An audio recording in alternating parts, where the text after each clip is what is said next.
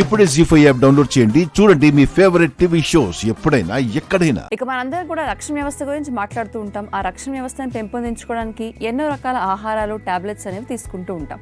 ఆ రక్షణ వ్యవస్థను మెరుగుపరచుకోవడానికి కొన్ని ఆసనాలు కూడా పనికొస్తాయట. ఆ ఆసనాలు ఏంటో ఈ రోజు మనందరి కోసం డాక్టర్ గారు ఈ రక్షణ వ్యవస్థను మెరుగుపరిచేలాగా పనికొచ్చే ఆసనాలు ఏంటో ఒకసారి ప్రేక్షకులు చూపిస్తారు. అలాగేనమ్మా. మెయిన్ గా ముచ్చటగా 3 ఆసనాలు బాగా ఉపయోగపడే ఉంటాయమ్మా. ఓకే. మత్స్యాసనం, వక్రాసనం, భుజంగాసనం.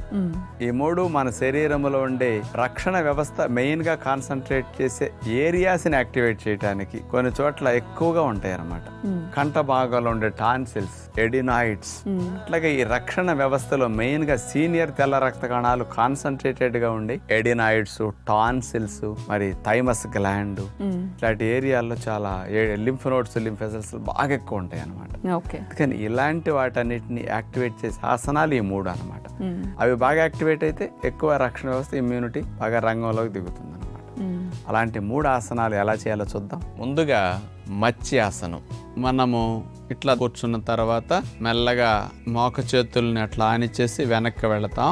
అలా పడుకున్న తర్వాత 2 చేతుల్ని మనం తీసుకుని చెవులకి ఇరువైపులా అరిచేతులు అట్లా నేల కానేటట్లు పెట్టి చేతుల సపోర్ట్తో నడుమును పైకి లేపి మెడను వెనక్కి విరిచి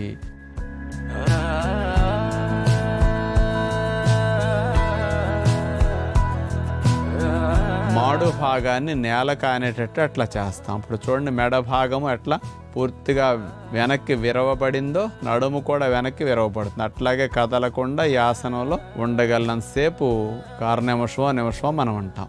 ఇక వండలేనప్పుడు మెల్లగా తీసేసి విశ్రాంతి స్థితి.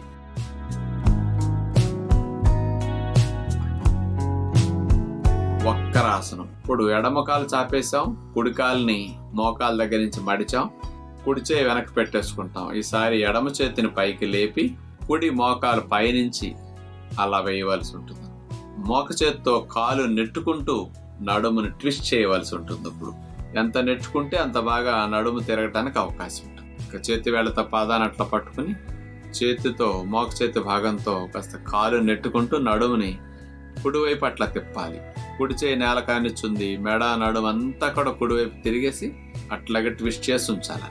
ఇది లోవర్ బ్యాక్ పెయిన్ కి బాగా మంచిది. ఆ ముడ్డి పూసల దగ్గర ఉండే కండరాలన్నీ బాగా యాక్టివ్ అవుతాయి అన్నమాట. ఉండగలనంతసేపు ఉంటారు.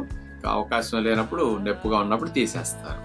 బోర్లా పడుకున్న తర్వాత 2 కాళ్ళను కలిపి చాపేస్తాం. 2 అరిచేతుల్ని నేలకి భుజాలకు సమాంతరంగా ఆనిచ్చి ఇక చేతుల సపోర్ట్ తో పాము పడగలేపినట్టుగా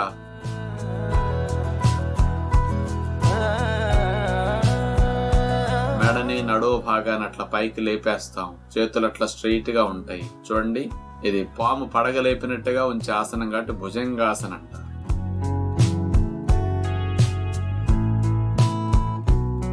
మామూలుగా ఈ 3 ఆసనాలు మెడ నొప్పులు ఉన్న వారికి, థైరాయిడ్ సమస్యలు ఉన్న వారికి, నడు నొప్పులు ఉన్న వారికి మంచిదని మనం చెప్తుంటాం.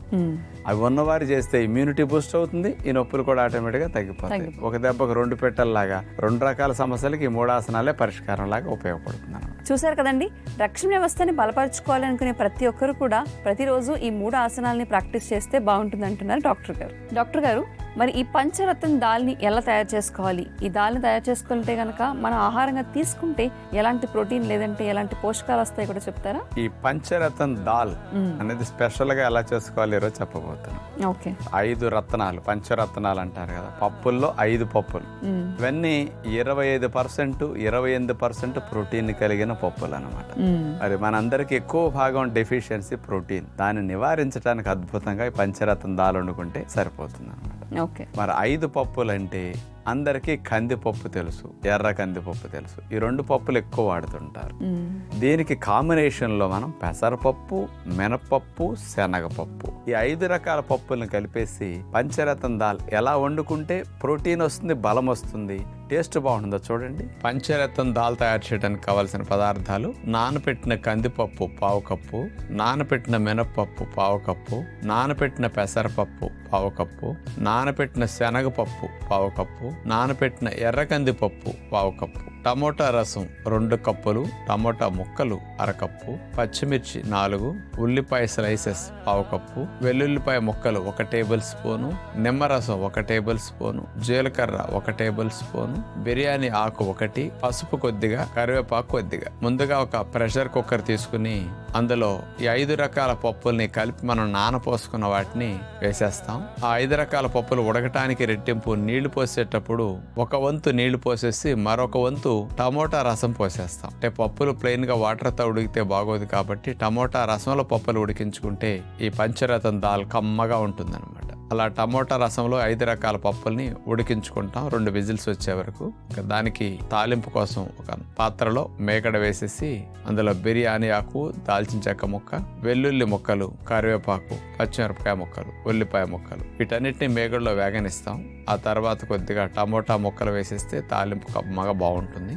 కొద్దిగా పసుపు, కొంచెం గరిటె నీళ్లు వేసేసి మగ్గనిస్తే తాలింపు అంతా మగ్గుతుంది. అందులో కొద్దిగా నిమ్మరసం వేసేసి టమోటా రసంతో ఉడికించిన పంచరత్న దాల్ అందులో వేసేస్తాం. మూత పెట్టేసి ఒక 5 నిమిషాలు మగ్గనివ్వాలి. కొత్తిమీర వేసేస్తాం, దింపేస్తాం. ఇక ఏదో పూర్వం నుంచి వారానికి 2 రోజులు 3 రోజులు పప్పు తింటే సరిపోతుంది అనుకుంటారు. పప్పు కొనుక్కోవటం కాస్త ఆ రోజుల్లో కాస్ట్లీ కాబట్టి అట్లా అప్పుడప్పుడు తినేవారు. అందుకని నీ పప్పు అన్నం ఎప్పుడు పెడతావరా అనేవారు. అంటే పెళ్లికి పప్పు అన్నమే పెట్టేవారు పూర్వం రోజులు. ఇంకేం దొరికే కదా, పప్పే దొరకని రోజుల్లో నుంచి మనం ఈ స్థితికి వచ్చేసాం. మరి అలాంటి పప్పుని ప్రతినిత్యం వండుకోవటం మంచిదని ఇప్పుడు గుర్తుపెట్టుకోవాలి. ప్రోటీన్ డెఫిషియన్సీని సవరించుకోవడానికి తప్ప సింపుల్ మార్గం, ఖర్చు తక్కువ మార్గం మరొకటి లేదు. కానీ ఖర్చు తక్కువలో ఎక్కువ ప్రోటీన్, ఎక్కువ బలం పంచరత్న పప్పులు చక్కగా వండి చూడండి, తినండి. చూసారు కదండి, మరి డాక్టర్ గారు చెప్పినట్టుగా పంచరత్న దాల్ని ఆరోగ్యవంతంగా తయారు చేసుకునే రెసిపీని డాక్టర్ గారు మనకి చూపించారు. మరి ఏదైనా కూడా రెసిపీ అలాగా ఉన్నా కూడా ఆరోగ్యవంతంగా వండుకోవాలంటే చిన్న చిన్న మార్పులు చేయాల్సి వస్తుంది ఆ రెసిపీలో. క్యాప్సికమ్ లో ముందు అయితే ఒకటి గ్రీన్ కలరే దొరికేదమ్మా. ఇప్పుడు రాను టెక్నాలజీలో వచ్చిన మార్పుల కారణంగా దానికి రకరకాల రంగులు వచ్చేటట్టు పుట్టిస్తున్నారు. గ్రీన్ తో పాటు రెడ్ క్యాప్సికమ్, ఎల్లో క్యాప్సికమ్, ఇట్లా రకరకాల కాంబినేషన్ లో ఉండే క్యాప్సికమ్ ముక్కలు కట్ చేసి కాస్త సాలడ్స్ లో కానీ నూడిల్స్ లో కానీ ఇట్లా చేస్తే స్పెషల్ గా కనపడుతుంది. అందుకని ప్రతి దాంట్లోనూ ఫ్యాన్సీ ఐటమ్స్, స్పెషల్ ఐటమ్స్ అన్నింటిలో కూడా ఇవేసేస్తున్నారు. పోషకాలు అయితే కలర్ మారినంత మాత్రం ఇవేం మారట్లా. గ్రీన్ క్యాప్సికమ్ లో ఏ పోషకాలు ఉంటున్నాయి దగ్గర అన్నిట్లో కూడా అంతే ఉంటున్నాయి కాబట్టి ఒక రకానికి చెప్పుకుంటే అన్నిటికీ అంతేనని అర్థం చేసుకోవచ్చు అనమాట.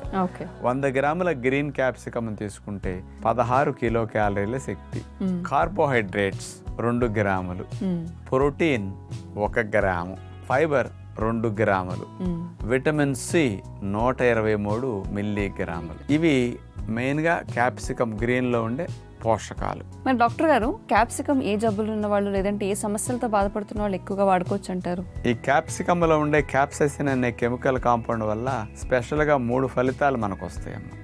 కొంచెం ఒబిసిటీ ఉన్న వారికి బాడీలో మెటబాలిక్ రేట్ ఇంక్రీజ్ చేసి ఫ్యాట్ బర్నింగ్ అవటానికి క్యాప్సైసిన్ బాగా ఉపయోగపడుతుంది. అట్లాగే కొంతమందికి పని ఎక్కువ చేసిన కొన్ని రకాల జబ్బుల కారణంగా నొప్పులు ఎక్కువ ఉంటాయి. ఆ నొప్పిని తెలియజేసే సెంటర్ని డీసెన్సిటైజ్ చేసేసేసి నొప్పి తెలియకుండా నొప్పిని తగ్గించడానికి క్యాప్సికమ్ లో ఉండే క్యాప్సైసిన్ ఉపయోగపడుతుంది అనేది ఉంది. ఓకే. జీ5 యాప్ డౌన్లోడ్ చేసి అన్ని ఎపిసోడ్స్ పూర్తి ఉచితంగా చూడండి.